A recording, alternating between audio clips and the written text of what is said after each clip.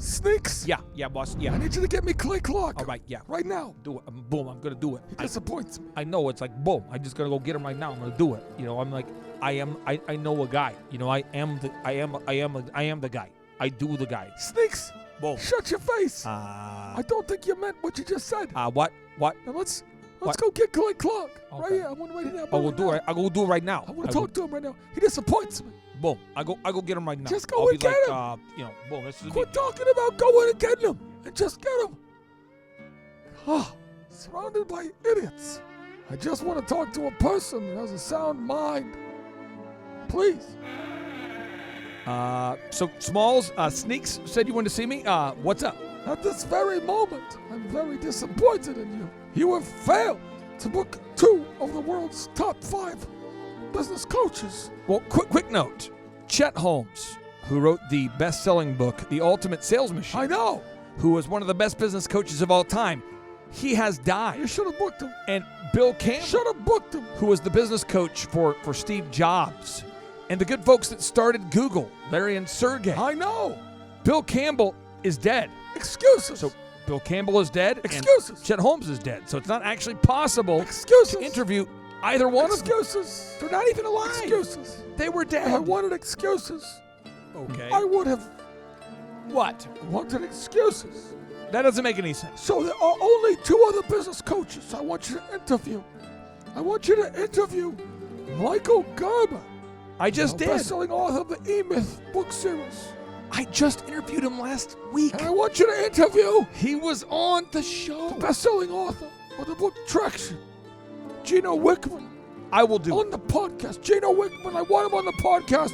I want him on the podcast now. Stat. Listen, just because you cue up mafia music and sound like that doesn't mean that you're my boss. I met you for the first time last week at the Italian restaurant after they finally lifted the COVID-19 restrictions and allowed you to serve as a bartender again for the first time. Book him. Calm down. I'm going to get Gino Wickman booked on the show. It's going to be great. He's going to love it. I promise you it's going to happen. As the godfather of the bar Really? that you visited since the reopening, Sure. with the power What power? bestowed upon me, do hereby declare Sure. that I want to hear audio confirmation Right. that Gino Wickman did in fact love his appearance on the Thrive Time show, or I'm gonna You're a bartender. no longer serve you a beverage. You are something else, man. I mean, it is so good. Holy cow, man. There were belly laughs going on during that one. Get ready to enter the Thrive Time Show. Started from the bottom, now we here. Started from the bottom, and we'll show you how to get here. Started from the bottom, now we here. Started from the bottom, now we here. We started from the bottom, now we're on the top, teaching you the systems to get what we got. Clinton Dixon's on the hooks, I break down the books. Z's bringing some wisdom and the good looks. As the father of 5, that's why I'm a dive. So if you see my wife and kids, please tell them hi. It's the C&Z up on your radio, and now 3, 2, 1, here we go. Started from the bottom, now we here. Yes, yes, yes, and yes, Dr. Z, it's always ecstasy when you are next to me, but today's show, there's something super going on today's show. Yeah. Oh, yeah. You see, Z, years ago, you invested in a bank. You invested in a bank. Bought and a bank with some buddies, yeah. You bought a bank with some buddies, and the bank was called Regent Bank. This is true. And I was sitting down with one of your banking buddies, as banking buddies. buddies often do. You guys are milling around the lobby looking for free suckers and, stuff like that. Just Toasters that weren't handed out. That's Whatever right. you Just can free grab a hold stuff, of. free Sure, popcorn, whatever. Sure. I'm there, and I'm talking to your partner, Sean Copeland. Oh, yes. Who was, I believe, CEO, the CEO of yeah. Regent Bank Yes. and the Secretary of Commerce for the state of Oklahoma. I know. He's And kind of a I big said, deal now. Sean, in this vast lobby of Regent Bank, and in your vast office, and in all the things all the resources for entrepreneurial education that you have at your disposal, all the resources you have, what is the number one book that you would recommend to me? And Sean says, Traction by Gino Wickman. And I thought to myself, I should write that down. Then you and I traveled to Oklahoma City, where we met Peesh Patel, who Yes. built a huge company called Digital Tutors, which he Oh, sold yeah. for millions and millions of dollars. And you and I, we asked him, we said, Peesh, we were at Charleston's. Yes. And we said, Peesh, what book should we be reading? And he says, you should be reading Traction by Gino Wickman. And so now, without any further ado, Gino Wickman, welcome on to the Thrive Time Show. How are you, sir? I am great. What a great opening, you guys. And be still my heart on that story. When you share that story about the book, I'm reminded of the 31 times I got turned down by publishers for that book. So that's really awesome to hear. Well, let's talk about this here. You have this idea that's been in your soul for a while. It's this concept of the entrepreneurial leap. Do you have what it takes to be an entrepreneur? When did you first start having this idea? When did you start wrestling with this idea that would later manifest itself in the book form? It was exactly 12 years ago when I was 40 years old and building EOS Worldwide. And I said, when I turn 50, I'm shifting my energy to the front end of the entrepreneurial journey. And I'm going to help entrepreneurs in the making get a huge jump start on taking their entrepreneurial leaps. That's awesome. I think I teared up a little bit there. So tell us the awesome. Tell us the title of your new book as Z tries to get it back together here emotionally. The book is called Entrepreneurial Leap. Do you have what it takes to become an entrepreneur? Okay, now I have actually gone through your book, and I have a lot of notes here. And if it's okay, I would like to read out a few of the essential traits that are in the book. I certainly won't share all of the traits that are in the book. See, I'm the kind of guy, I'm going to share just enough to make our listeners get to a place where they can't stand it. They can't. They're going to get you're going to let them get their beaks wet is what you're going to do. Right. Right? It's a no-brainer. We give them just enough content. They're going to say, I want to come back. I want to buy the rest of it. So here we go. Essential trait number 1, you said here, the visionary, ideas, connect the dots, the sixth sense. When we're talking about the 6 essential traits of an entrepreneur, talk to me about this essential trait number 1, the visionary. Yeah, and so that is a trait that you are absolutely born with, as are all the other 6 traits. It's a very debatable topic. But somebody that has this trait in them, they just see the world a different way than most people. Their brain is always working. And as you said, they connect the dots. And so they're seeing all these moving parts in the world, and they just put those dots together. They have this sixth sense. They're able to see around corners. And again, so they just put things together and come up with great ideas that ultimately manifest into businesses that make a nice impact on the world. They don't see dead people, do they? Or is that a different? That's a different kind of That's a different sixth sense. Okay, I wasn't sure, See, Gino. I didn't know. I mean, now, Gino, I have a sixth sense. I've had a lot of success in business, and I see patterns. And this is not a political show. And I'm gonna throw out an idea, Z, to you. Okay. Gino's not saying this. I'm saying this. well, yeah. I've noticed that if you want to go to a large gathering of people right now, you have to bring a brick. You have to bring a brick. Yes. And we continue. Okay. Or a bat. Or a bat. or just have a protest that's peaceful. But you have to protest. You can't go to. Can you go to a restaurant yet? Can you do restaurants yet in Michigan right now? Can you do that? Literally yesterday. Oh, thank goodness. Yes. They just opened. Yes. Woo! Yes. Get your burger. Yes. Fries. I want to hug somebody. I want to do it. Okay. Go Lions. Okay, so here we go. Now, essential trait number 2, passionate. You got to be passionate for your products, your service. You have a strong belief to fill a void. Talk to me about this passion, because I see a lot of people that want to be an entrepreneur, but there's no passion there. Talk to me about this, Gino. Talk to me about this passion. Yeah, well, sadly, it's just not going to happen if you don't have passion. So typically, again, that passion, as you said, is around that entrepreneur's thing, whatever that thing is, the dent they want to put in the universe, the product, the service, the void they want to fill. And so they have this undying passion that as they keep getting their ass kicked and knocked down for 10 years as they're building what they're building, they just keep getting up. And the only thing that's ever going to get you up that many times is that incredible passion for what you want to do in the world. Now, Gino, I don't know if you would agree with this. I have made a list of the 8 traits to be an unsuccessful entrepreneur, okay? And I'll just read off a few of them. 1 is have no vision. 2 is have no passion at all. None. Zero. And then I'm going to skip through. I have one more final tip I'm going to queue up. This is a tip for being not successful as an entrepreneur. Here we go. Probably my best tip is tip number 8. Always keep bags of your own poop. Collect it throughout your stay and just have it ready.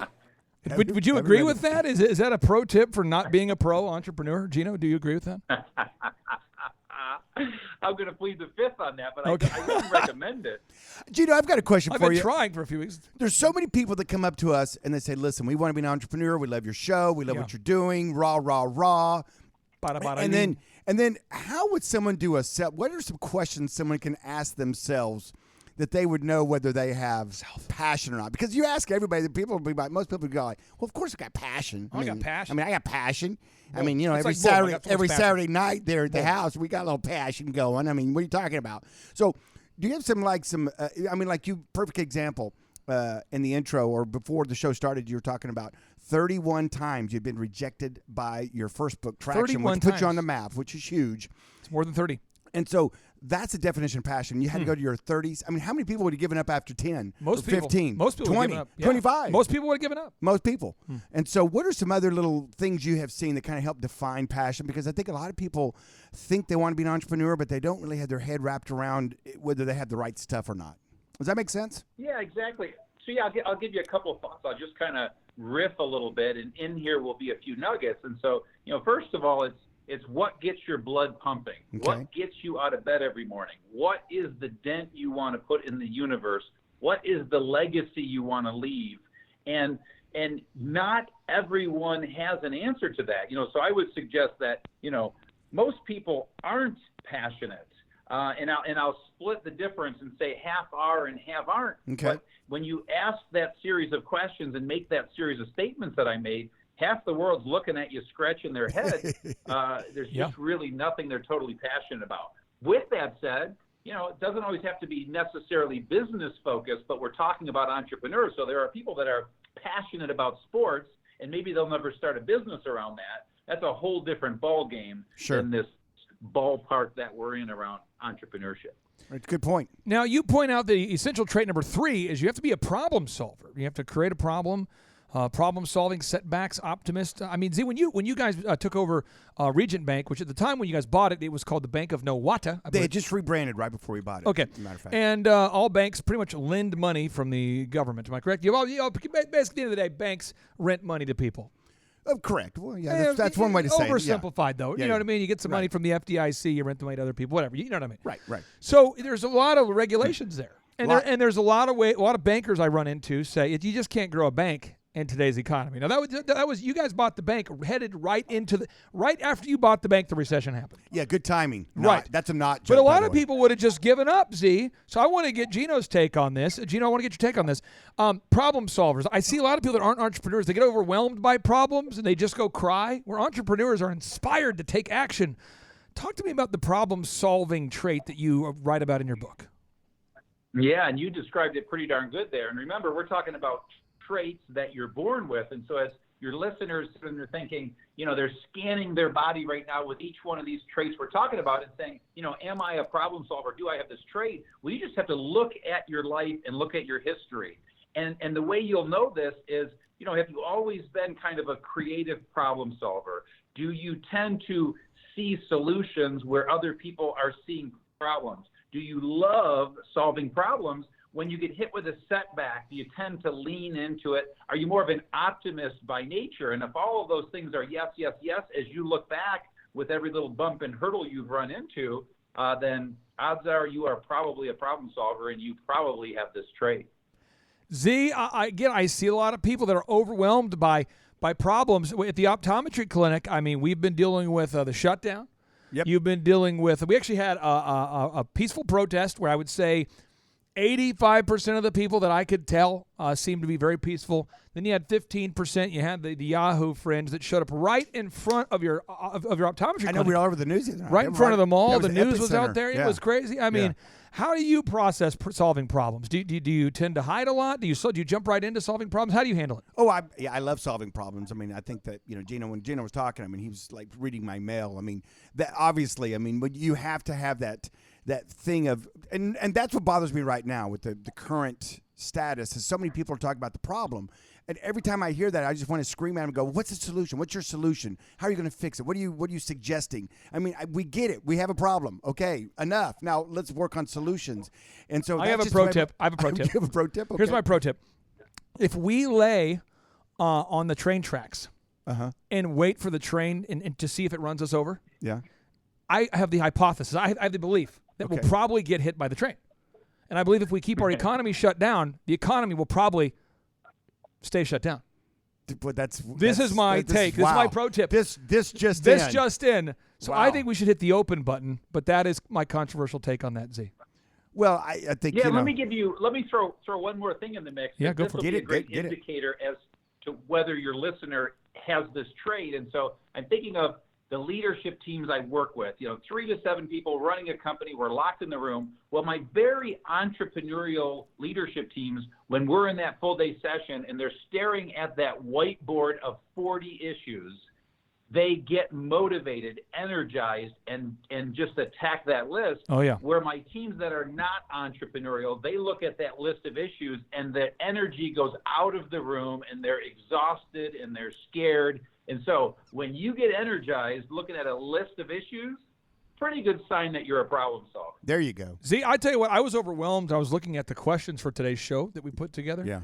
Because, one, when I read Gino Wickman's book, I recognized there's two things were happening. One, he is smarter than I am. 2, I recognized that I probably need to stop talking into the box fan, and I probably need to start writing some questions as a result of reading this great book. Well, you see, that's why you're a problem solver. I was just sitting there looking into that fan. It took you a little while to get going, but you finally. I was overwhelmed. You geared down though, and you got her done. I read the book. I went through it. Okay, so we talk about the essential trait number 5 of being an entrepreneur. Did we skip 4? Well, I'm skipping. See, come on. I'm we skipping. Can't give them all to him. I can't give them all away. I can't. Fine. I'll skip number 5 and I'll move to essential trait number 6. I'll do that. Wow. Oh my so gosh. I'm sorry. Essential trait number 6. Thrivers. Risk taker. Don't freeze. Rebellious. Willing to fail. What are you talking about, Mr. Gino Wickman? Yeah, and so this one is a good one from a standpoint of when we're talking entrepreneurship and someone sees this trait, they're thinking that the risk we're talking about is the risk of starting a business, of taking the entrepreneurial leap, when truth be told, that's one of 1,000 risks you're going to take over the next 10 years building your company. And so risk taking is the fact that you don't freeze when it comes time to make a tough decision. And so being an entrepreneur is all about tough decisions every day, every week, every month, every year. And you lean into that decision, you make that tough call. A risk taker tends to be rebellious in nature, and so you're the kind of person that a stop sign is kind of a suggestion to you. You're willing to fail. You don't intend to fail, but you're willing to, and you know that that's part of the game. And then you tend to err on the side of begging for forgiveness than asking for permission. And so if that describes you out there, then you probably have this trait of risk taker. Z, I gotta tell you this. Can I tell you my pro tip? He mentioned that I'm a terrible driver. Oh, you're the worst. He mentioned that you're an entrepreneur if you perceive a stop sign to be potentially a suggestion. Gino, I would like to confess to you a pro driving tip that I have been busted on 2 occasions. No ticket. Thank you to the officer. What I'll do is I call it when Gino, did you play basketball? Did you play basketball? I did not. Okay, well, Magic Johnson made this big up there in Michigan. It's the no look pass, right? So what I do is if the traffic is where I don't want it to be, what I'm going to do is I'm going to signal and I'm going to go into the parking lot of the gas station and look as though I'm looking for am I looking for gas? I think I want gas. And see the people who look for gas, but then they go, no, the gas is 2 cents cheaper 4 miles away. Sure. I act like I'm that guy. So I'm like, I know. I'll keep going, and I look away. But the whole time I know where I'm going. I'm cutting through that parking lot. Oh yeah. But I look away. It's a no look. It's a no look drive. And I've been pulled over twice for this move. And the one time the officer pulled me over, woo, woo, and it's in the Hummer with the Kim Jong-un wrap on it. Oh, it's beautiful. And he says, do you recognize you're driving a Hummer with Kim Jong-un wrapped on the side of it? And I see you do this often. And I'm going, doing what? He says, the thing where you act like you're going to get gas and then you don't get gas. I'm like, I'm indecisive. And he's like, get out of here. Stop doing this. That happened. That was a thing. So anyway, that's the move. I also do the shoulder move, Z. Whenever, it snows, Gino, does it snow a lot up in your region of Detroit, or are you in the snow-free zone of Detroit? It snows. It snows. I grew up in Minnesota, and you know how snow rules happen, where once it snows, people all of a sudden are like, stoplights, kind of a suggestion now, because it's snowing. Gino, does that happen up in Detroit when it snows like several feet or several inches? Do you have snow rules? It doesn't get that deep, so no. I've never heard of that, so I have to say no to that. Well, Z, we'll educate Gino. In Oklahoma, we have snow rules here. When it snows, even it's an inch, chaos. People are going, well, I might not be able to come to a full stop, so I'm just not even going to try to stop. Right. So you just drive right through the red light if there's no other cars. And I've been busted doing that move with like an inch of snow. And sir, I'm in like a Hummer. In a Hummer, like the snow is a powerful amount of snow. He says, sir, do you know why I pulled you over? Like, yeah, I went through a red light. Well, why'd you do that? Powerful amount of snow, a lot of momentum. I'm going like 20 miles an hour. I got out of that too because I was funny. So okay, we continue. So we know about the traits of an entrepreneur, but some people want to learn more about this book. Where can they buy the book, or where can they learn more about your book if they want to get into all the essential traits? Yes, well, all major retailers certainly, but the epicenter of all things Entrepreneurial Leap is my website, e-leap.com. You can certainly order it through the site. That will take you to the major retailers, but there's also 9 free tools, a lot of robust content that is free there on that website as well. Now, in your book, you talked about 8 critical mistakes that entrepreneurs make. So what I'm going to do is I'm going to tee up a mistake.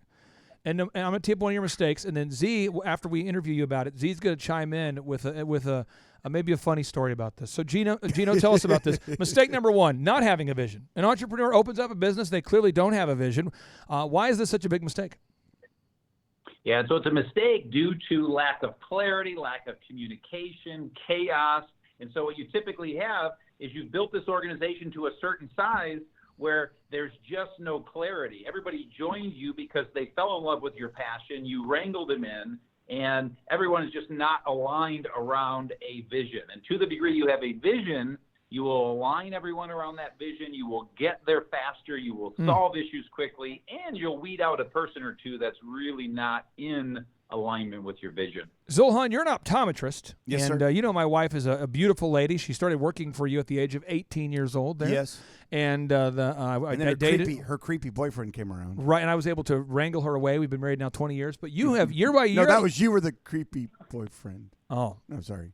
Okay. Truth. Thank you. Truth Appreciate bomb. that. It's too soon. Too soon. Sorry. It's been 20 years. Sorry. Now, here's the thing. You, though, have helped me out for years. You have given my wife a wrong prescription. You are an optometrist. Oh, yeah. And we you've had a blur. made sure once that we her saw vision you, is blurred. Once we saw you, we had to blur that sucker You said up. you should be seeing 2020 now, ma'am. She sees about 2100 right now. Oh, yeah.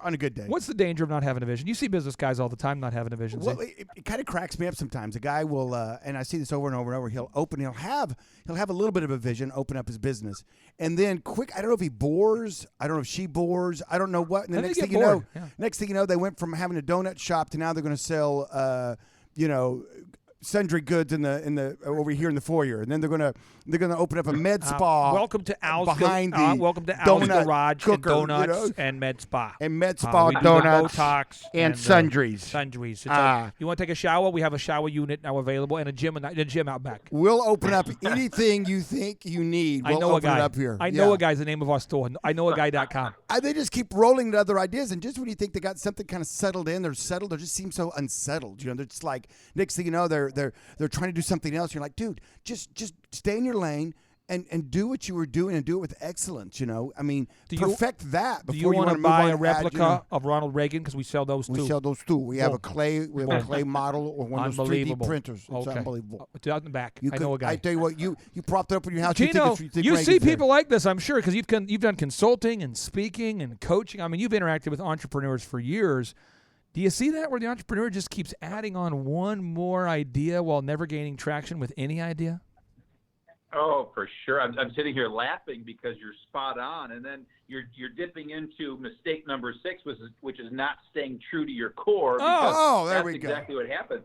They start, trying to sell and be all things to all people and get away from what brought them, and unfortunately, they tend to go out of business or at least struggle and flatline forever. So mistake number 1 is not having a vision. Now, mistake number 6 is not staying true to your core.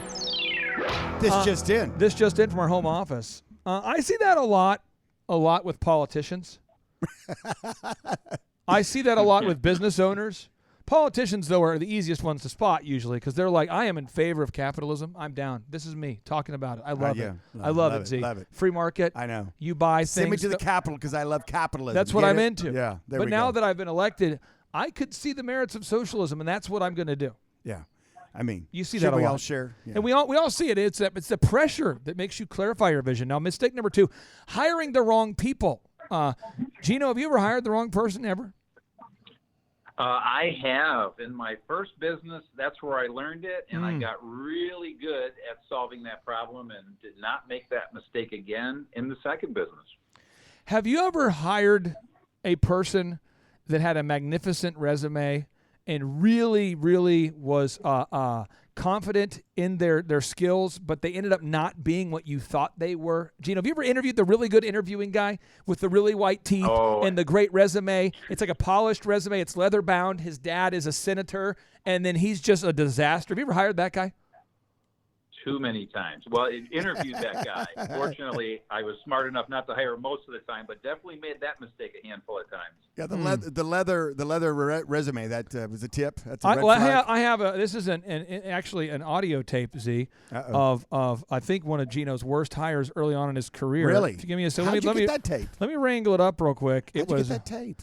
Well, and then actually, no, this is Gino's personal assistant interviewing one of his worst hires. Gino, I'm going to play about 45 seconds of it, and then you can tell me if this was the actual audio, because I never know. Yeah, I mean, you have so many. Who are we to vet the audio clips before we play them? Here we go. Right, exactly. Good call. Here we go. Oh, hello, Catherine. Good to see you. I didn't know you were dropping by. You asked me to come over. Did I? Are you reading the dictionary? You caught me. I like to break a mental sweat, too. Grab a chair. So, I trust everything's going This guy interviewed well. swimmingly with our acquisition of Average Joe's. So far, yeah. I mean, there's a lot to do over there, so I should probably get back. That is a really interesting painting. Oh, thank you. Yeah, that's me taking the bull by the horns. That's how I handle my business. It's a metaphor. I get it. That actually happened, though. It actually happened. All right, so have you ever hired a guy like that? And what do you do for the listeners out there who've hired somebody who they thought they'd be the greatest manager ever? They claim to read the dictionary in their free time. They claim to literally take the bull by the horns. They bring in their own paintings of them doing so. What do you do when you're stuck with that guy? Well, you don't hire them, and I want to go on record. Just to clarify, that was not me. Okay. Wrong clip. But if you do get stuck with them, you're never stuck with them, and I think that's the takeaways. You can, How do you fire people in Detroit? What do you do? What's the move? Is there a move? Is that an out?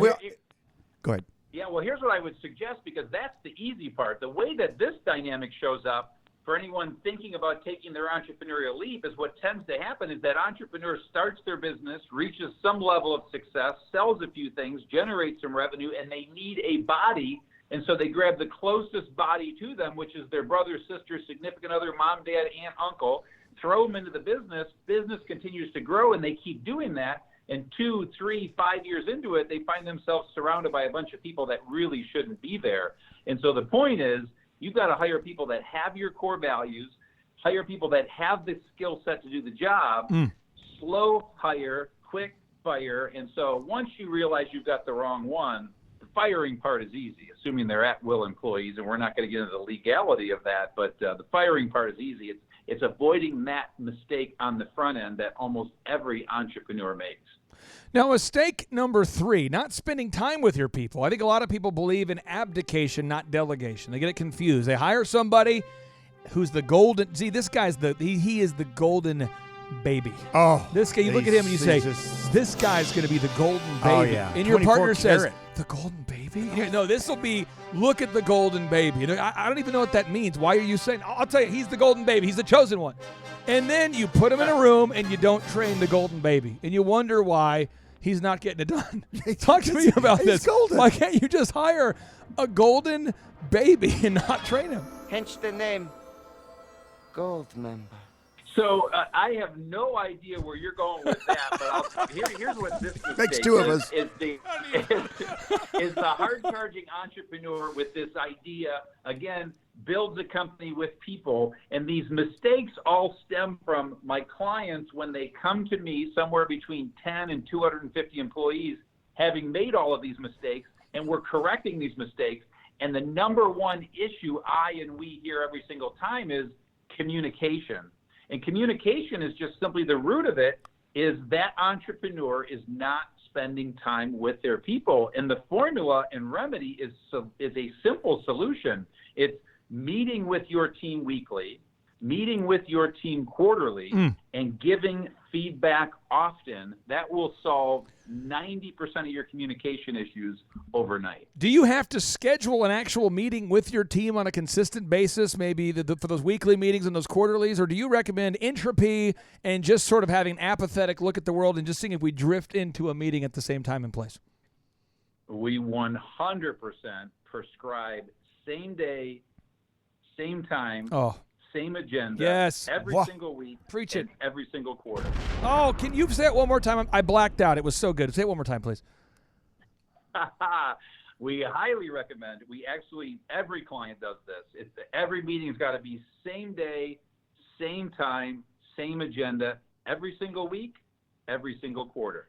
That right there is so profound because I've been doing consulting now since 2006, and I can tell you nothing is more frustrating, Z, than playing phone tag with a successful person because they don't answer a number if they don't know who it is, or they're always doing something productive with their time. So you miss them. They don't check voicemails. They call you back from their mysterious bat line, and you don't answer the phone because you don't know the numbers. And it just goes round. Have you ever played an epic game of phone tag? Oh, yes. Oh, it's just so fun. It just I kills love it. I love having the weekly meeting at the same time every week. Things. Now, your meetings don't go on for 4 hours or 9 hours. Gino, how long is the longest that we should possibly have a weekly meeting? 90 minutes every week, max, not a minute more.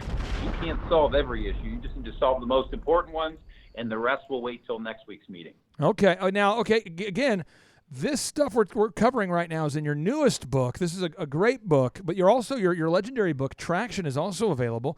Talk to me about this mistake number 4 is not knowing who your customer is. Does that mean you're allowing people to buy things from you and you don't recognize their face? What does it mean when you say not knowing who your customer is? So the issue here is that entrepreneur, that business is taking a buckshot approach to selling their wares. And so your marketing efforts, your sales efforts, your branding efforts, they're just kind of, like I said, taking that buckshot approach and doing a dragnet and dragging in whatever they can, when the remedy is knowing the demographic, geographic, psychographic, who they are, where they are, what they are, how they think, and targeting your sales and marketing efforts on them so that you have a very focused effort and you maximize all of your resources, time, energy, and money. Can we talk more about golden babies? I think we should. I wish you would. Here he is, ladies and gentlemen. Gold member! Do you put golden diapers on them? I have pro tips. Can I give you some tips, Gino? For about a decade, I think, I've wanted to interview Gino Wickman here. This is sort of an answer to prayer. And so, Gino, I have some pro tips I want to give you, and feel free feel free not to implement them. It's fine. I mean, he's doing well. Things are going well here. I mean, apparently, I think he's doing all right. So, feel free to one up me, but these are my tips. Okay. One, I think moving forward, you should insist that people introduce you as Gino Wickman. Wickman. I think that sound. I think it's and I think hot. if you become the kind of man that would correct people that say Wickman, you go. For example, you met me for the first time today, and I would say, Gino Wickman, pleasure to meet you. And you could say, no, it's Wickman. It's like Prince, where Prince had that constant friction with everyone. Oh, yeah. Because people were like, hey, good to see you, Prince. And he's like, no, it's a symbol. You see what I'm saying, Z? Oh, yeah. Think about that. It's hot. It's hot sauce. Oh, yeah, I'm writing it down as you speak. This could really create not traction, but friction. Not to be silly, but I think you have traction with that. Yeah, that's a good idea. I mean, your newest, and then your newest book could be called Friction: Keys to the Golden Baby. I like that. What do you think about that? What do you think? Friction, and people would go, he's written 3 books, 4 and then books you get that a make baby. sense. Kind of like you get a baby and they just spray paint it gold and they take a picture of it on the cover. I don't think that harms. How many books have you written at this point, Gino? This is number 6. So if you wrote Friction, the Golden Baby, people would buy it almost like a mercy purchase. They're like, it's like some of Prince's music got kind of weird there for a while. Yeah.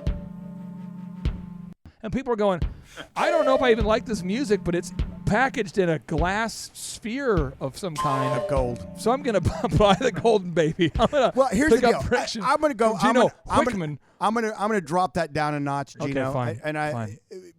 Clay always shoots. He's always swinging for a grand slam every time. Me, I'm good with base hits and just keep up the momentum. You're a benevolent right? man. You're a kind of person. So I think instead of doing a whole book cover on that, I challenge you in your next book to somewhere in there get the phrase "Golden Baby" somewhere in the book. Golden Baby. Golden Baby. And we'll know it's for us. That's your challenge.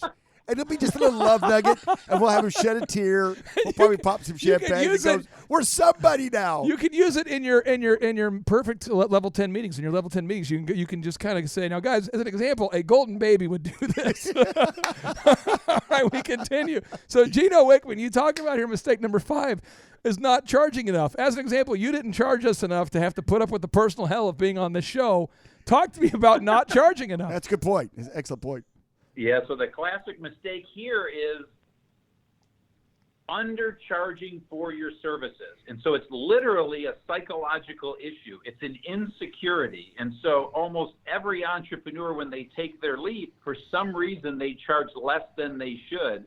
And most startups, they're literally a 10% price increase from being profitable or having a loss. That's a good word. And so there's two great disciplines here. First of all, there's a great TED Talk by Casey Brown who goes right to the psychology of this. But number 2, Dan Sullivan, one of my mentors, talks about when you're pricing, think about the number that scares you the most and then add 20%. And that will force you to kind of break through that insecurity. But it's just a common classic entrepreneurial mistake, and it's the difference between staying in business and going out of business. And Gino, I want to add to that. I want to pile on. The other thing too is the drift. In other words, the drift. Cost goes up. You keep your. You guys there? Did I lose you? No, we're here. He just did a bomb. Can you hear me? What I was saying is, can you hear me, Gino? Hello, Gino. Oh no. Oh no. Oh no. Oh no. Gino, you there? No. Gino. Wickman. I'm calling you back. Wickman. He's still there. He's still there. He's there. This is a fake. He's there. It's a head fake. I think Golden Baby's got Hey, guys, rattled. I'm back. Are you back? You're back? Oh, God. I knew you goodness. offended him when you were talking about that Golden Baby. Z. I know. Okay, continue. I thought he was going to hang up on you any moment. I knew he was knew it. offended. Passive aggressive, bam. But I was piling on, Gino, and that is not only day one do you get aggressive and you price things accordingly, but also you have to watch the drift. In other words, there's a restaurant here in Tulsa, true story, and they had the best lasagna in town. And they had it priced accordingly. And then every time they got a new chef in there, he'd be like, I can make this thing a little better. Put a little bit more meat. I can make it a little better. A little more better. A little more better. A little bigger piece. Grands and pepper. And pretty soon, Yes. they didn't realize, but what they were charging for the lasagna was actually less than what it cost them to make the lasagna. And everybody loved the lasagna. That's why you went to the restaurant. It's nice. For the lasagna. It's nice. You said to yourself, It's as good as a Gino Wickman book. It's nice. I tell you what, that lasagna's so good. It's beautiful lasagna. I tell you what, I can't make it for that. I don't know how they do it. How do you do it? I mean, this is crazy. Did snakes get They attacked? must buy in bulk or something. I don't know. It's just the best. Gino Wickman would love it. I want 6 orders to go too. It's not profitable, but I want a lot of it. I want a lot. Let's make a lot of it. And I guess it's kind of like the truck driver that says I lose $1,000 on every run. They go, what are you going to do about that? He goes, well, I'm just going to get more trucks. I'll make it up, and Gino, this is a problem for people. Pricing is a huge problem. Exactly right. That's why I'm calling it out before you take your entrepreneurial leap, so you don't discover it 5 years in. Now, Gino, do you charge money for your services? I do. Unethical. How did you figure out? It's unethical. He's a pirate. It's a pirate. He's a pirate. He's a pirate. He's out there plundering people. He said, I'm going to make a profit in exchange for goods and services that I offer. And I have a lot of people. Sean Copeland swears by your program. Peesh Patel swears by the program. Are you still doing the thing where you work with people for free forever, or what's your hot offer over there? No, that's unfortunately not my business model. I get it. Do people, if people out there want to hire you, what do they do? What's the process look like? Or are you even available at this point? Because your books have sold so many copies.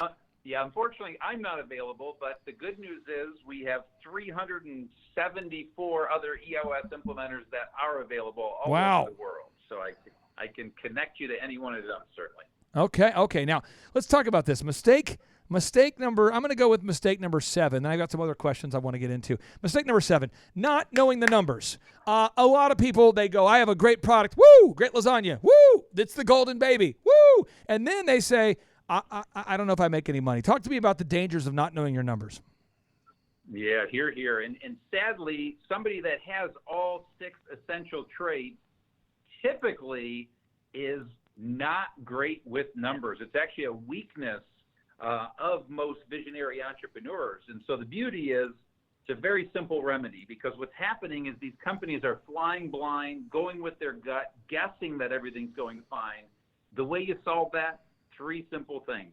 Number 1 is look at the 5 to 15 most important numbers every single week. Number 2, look at a monthly P&L every single month. And number 3, manage a budget projected to actual every month. And if you don't know what those 3 things are, just implement it and you'll figure it out in about 2 months. You know what I'm going to do here, Z, is I'm going to queue up. There's that show, Who Wants to Be a Millionaire? Who Wants to Be a Millionaire? And it kind of creates a suspenseful atmosphere. I'm going to queue up the music here. And what I'm going to do is we're going to come in rapid fire with questions for you, Gino, okay? We've got about 10 questions from Thrivers all over the nation. All over. And I'm going to fire out the question. And if you can give us the shortest, most concise answer possible, are you ready for the lightning round, sir? Ready. Okay, let me cue it up. Let me try. I'm kidding. It's intense. Here we go. All right. I think this is the right music. Here we go. Question number 1. When consulting with a business owner, how frequently do you need to have the awkward talk with them? How often do you have to have an awkward talk with them when consulting with business owners? Every single session in the first year. Really? Every single session. Okay, I got my music ready. Here we go. Next question. This is from a lady by the name of Amelia. What do you tell business owners who get bored easily, the ones that cannot commit to doing the same things day after day, week after week? What do you tell them? Get good at it. Learn how to have fun with it. Stay focused. Okay, question number 3 from Luke writes, what do you say to clients that get stuck on website edits, updates that don't matter, products that they don't sell, things that don't matter? What do you say to clients like that? That one stumps me because that one seems obvious. Pull your team together, decide what needs to go, decide what needs to stay, make quick decisions, and go forward. Where can people learn more? We have a listener who writes, where is the best place for our listeners to learn more about your Level 10 meetings? 2 places. Purchase the book Traction or go to eosworldwide.com. Z, get ready for your tough questions. He likes to ask inappropriate political, geopolitical, religious questions, so get ready for that. Here we go. Next question. This comes in from Sean. Sean writes, what would you say to a business owner that does not yet see the value of accountability when working with a consultant such as the EOS team? Well, number 1, I wouldn't work with you because accountability is the foundation of the relationship with all of my clients. And I fear for your future and your people if you don't believe in accountability. Next question from a Thriver by the name of Sean writes, can you talk about the process of training business owners to prioritize the stuff that matters as opposed to focusing on the things that don't matter, like a golden baby? So the approach that we take and I take is we work with the owner and their leadership team. And so those are the 3 to 7 people at the helm of the organization. And together, those 3 to 7 people need to list all of their priorities and then choose the top 3 to 7 for the next 90 days. And don't walk out of the room until you 100% agree on what those 3 to 7 priorities are. Andrew writes, what happens when an employee does not do their action items after your Level 10 meeting when it's time for the follow-up 2 weeks in a row? What say you, Gino Wickman? Rule of thumb, 90% of all to-dos should be complete every week. If you have an employee that doesn't do that, you sit them down, have a conversation, and that is strike 1. If it happens again, you sit them down, have another conversation, that is strike 2. If it happens again, that is strike 3, and you've got an epidemic, and it's time to make a people change. Julia writes, how do you equip implementers, or how do you personally navigate the emotions of an artist/expert entrepreneur that thinks they know it all but does nothing? Well, that one's a little more difficult. So we're able to solve that, and I'm able to solve that probably half the time. Some mini interventions, some group therapy in the sessions with the leadership team. The other half of the time, it's a deep psychological issue that stems back to when they were 7 years old, and they need about 7 years of therapy before they're ready to ultimately solve that issue. Oof. Z, it's time for you to ask your offensive questions, as you often do. Z, your questions... Z is known to ask questions that are so offensive that our listeners, our guests, will just hang up. You know, Z, it's happened. I mean, we don't have any audio of it. Well, we don't have any audio I mean, of it. in theory, it could have happened. It could have happened. I know. Okay, go ahead and ask any questions you want about Gino Wickman, America's golden baby of consulting. Gino, if you could go back, if you get in the time machine, the DeLorean, go back 20 years and have a meeting with yourself. If it could turn back time. Darn it. Okay. What would you say to yourself? Oof. Oof. What would I say to myself? Yes. I would say to myself, let your freak flag fly. Whoa. Lower your guard. Be 100% you, and don't apologize for it. I love that. Z, you know what I would say to my younger self? You want to hear? I pre-recorded it for today's show. This is what I would say to my younger self. Return that? I don't know what. This is what I would say to my younger self. You know what they say. See a broad to get that booty yak 'em. Leg her down or smack 'em yak 'em. Smack 'em yak 'em. That's what I would say. That's about 20 years ago. That was about you. Okay, 2 more questions for Gino Wickman. Gino Wickman, America's golden baby of consulting. What's next for you, Gino? Are you on a beach somewhere in the winter? On the beaches of Detroit? A snowbird. I mean, are you what's next for you? You got a beach buying the house Lions? you're building a big beach house somewhere in the Caribbean. You can't tell us the exact location. And you're ordering a bunch of umbrellas for your drinks and all that kind of stuff. What's next? Yeah, far from riding off into the sunset. I've got many decades of work left to do, but this next 10 years is focused on Entrepreneurial Leap and impacting 1 million entrepreneurs in the making over the next 10 years. I love that. That's awesome, buddy. And if you say, listen, have you picked a time in the future where you say, you know what, that's my goal, and when I hit that age, I am rolling up the sleeves, peacing out, and saying, see you later, alligator?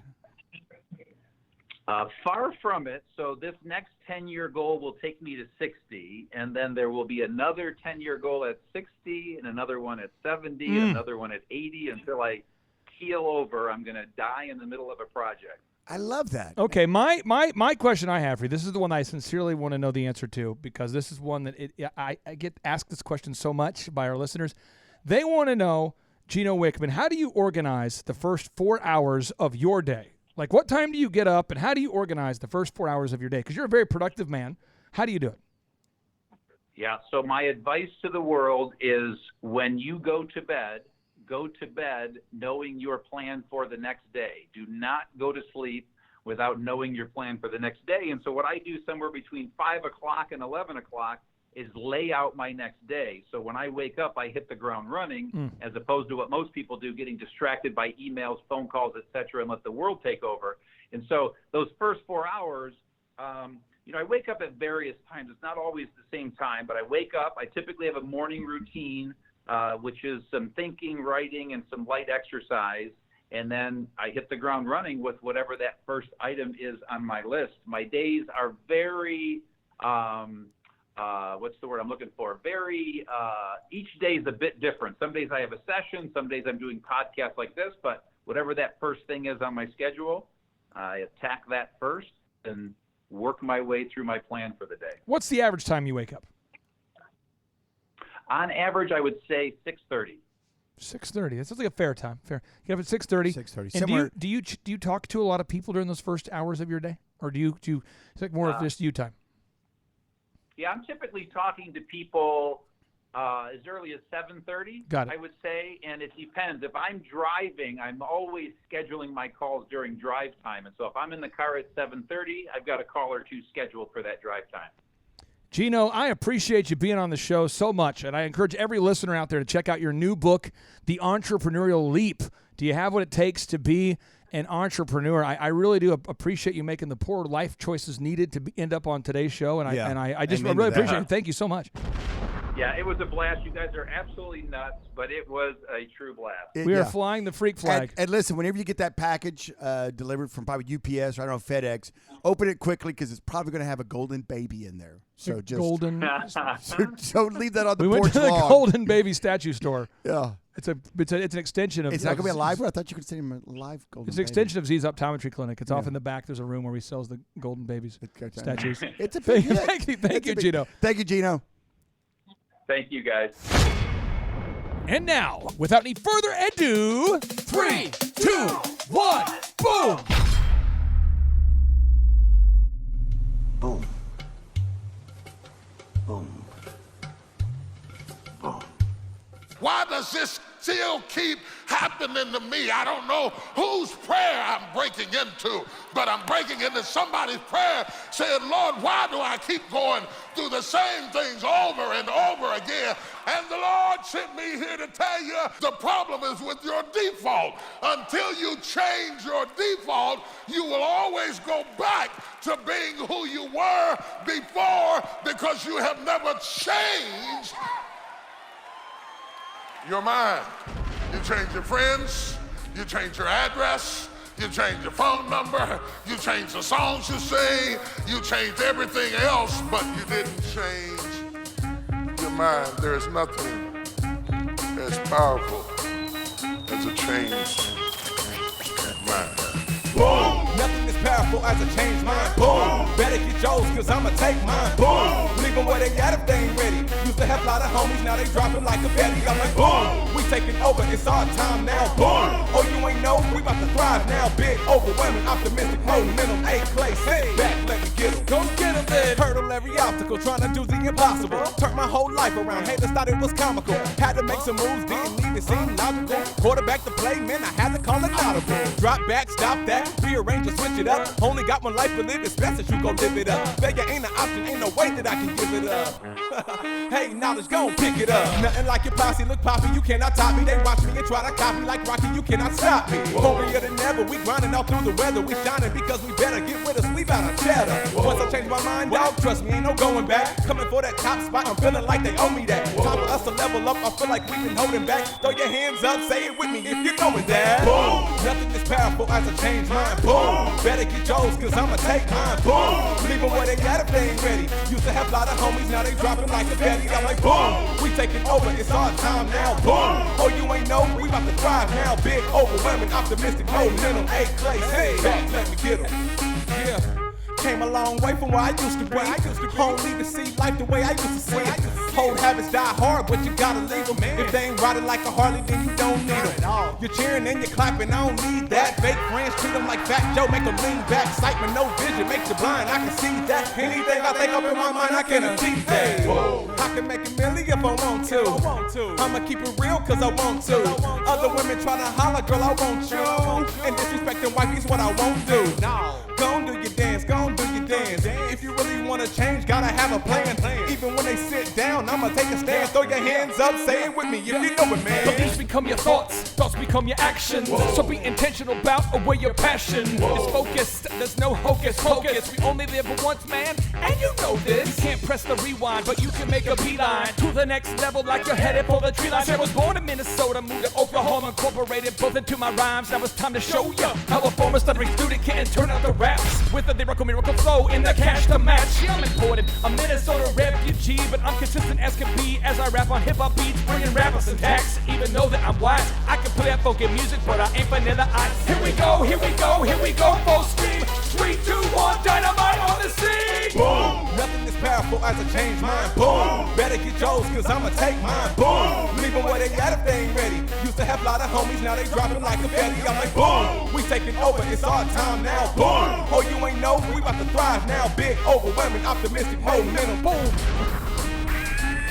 And the Lord Lord sent me here to tell you the problem is with your default. Until you change your default, you will always go back to being who you were before because you have never changed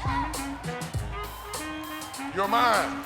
You change your friends, you change your address, you change your phone number, you change the songs you sing, you changed everything else, but you didn't change your mind. There is nothing as powerful as a changed mind. Hear the rest of T.D. Jakes' incredible, life-changing, and mind-altering sermon, Nothing as Powerful as a Changed Mind Today, by looking up T.D. Jakes on YouTube and typing in Nothing as Powerful as a Changed Mind. You're getting ready to flow. I feel the glory. That is a Lyrical Miracle Rap